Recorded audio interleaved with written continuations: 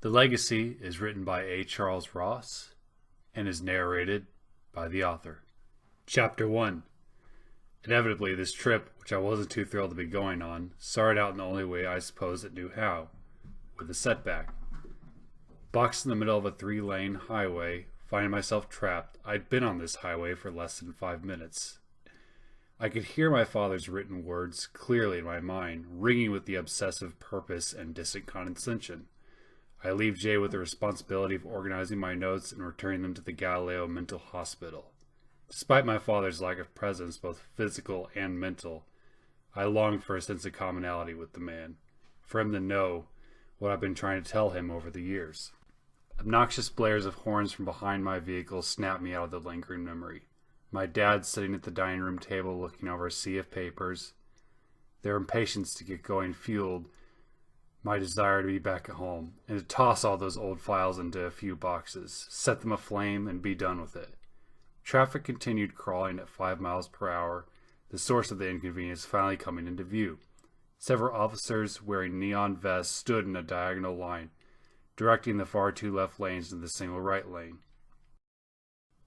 Between a semi and an elderly woman in a Bronco, I looked curiously past the uniforms as we crept by. 5 police cruisers and 2 state patrol vehicles surrounded an overturned white bus. A prisoner transport with barred windows, a glossy white paint job on the bus's shell. 6 individuals in orange jumpsuits chained together by the feet stood against the concrete collision wall that separated the highways, each with their own crime story to tell based off their unique hairstyles and gritty tattoos. A 7th stood separate from the others, constrained by thick, elaborate restraints. His legs were bound by 12-inch chains that left little wiggle room to properly walk, linking to the thick restraints around his wrists that fit snugly around the prisoner's muted gray jumpsuit. An additional chain from the arm restraints went up his chest and towards his neck. Long gray hair hung over his face like a filthy mop, barely leaving enough visibility to see the other metal collar around his neck. Taller than the other 6, standing close to 6'6", a slender body like a professional runner, unlike the others whose arms were practically ripping out of their sleeves. Behind the veil of hair, the prisoner's head moved slightly. He watched the cars moving by, not at all interested in the 4 guards watching over him. While I passed the wreck, I couldn't help but sneak a glance. Something about this man gave me a vibe of fear. I couldn't look away. I could feel his eye line move right to me, holding its minutes like a tracked beam. I snapped my head forward, forcing my eyes back to the road and the vehicles ahead of me. I sped up, releasing the tense airs in my lungs. The hairs on the back of my neck kept me well informed that I was being watched. Reconnecting with my father was off to a great start. Chapter 2. For months, I dreaded staying in my father's cabin. Mom was too old to stay in an isolated cabin for an extended period of time. Not to mention, her and Dad hadn't spoken in nearly 10 years. Most of what they knew of each other up till Dad's passing came from when I'd meet him for coffee every other month. But even then, the obsession kept my father from being mentally and emotionally present. As I drove past the trees and over the leaf-foddered grounds, I couldn't help but want to toss the inevitably never-ending piles of paperwork into the fire pit, the one that sat about 10 feet from the front door. However, I feared not honoring a dead man's last wishes, a guaranteed one-way ticket to a lesser hell. Dad's will demanded I venture to his private cabin, to box up every recording, notebook, and manila envelope, then hand-deliver them to the mental health hospital in Indianapolis, where he spent the bulk of his professional life. Between the bricks holding up the chimney broke weeds and moss through compromised cracks, the wooden boards holding their own against the forces of nature, sporting the scars of a few bear claw markings and faded coloring brought on by unforgiving rays of sun. I cautiously moved up the wooden steps, the weakening reinforcements baying and squeaking as the weight of my steps pushed against them.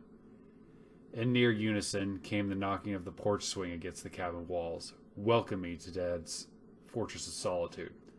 The initials J.H.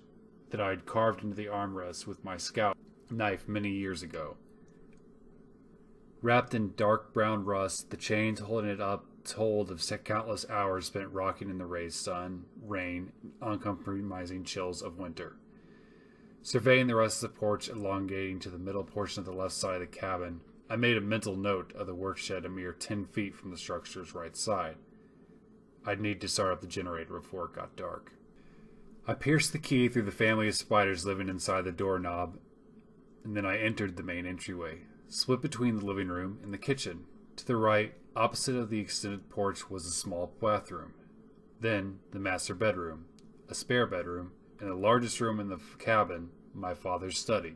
Without a trace of family photos, this place had been my father's sanctuary to get away from everything, except for work.